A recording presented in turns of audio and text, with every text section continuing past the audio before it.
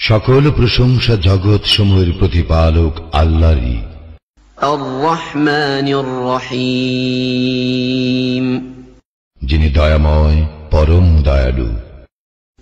মালিকি ইয়াউমিদ্দিন, কর্মফল দিবসের মালিক। ইয়্যাকা না'বুদু ওয়া ইয়্যাকা নাস্তাঈন, আমরা শুধু তোমারই ইবাদত করি, শুধু তোমারই সাহায্য প্রার্থনা করি।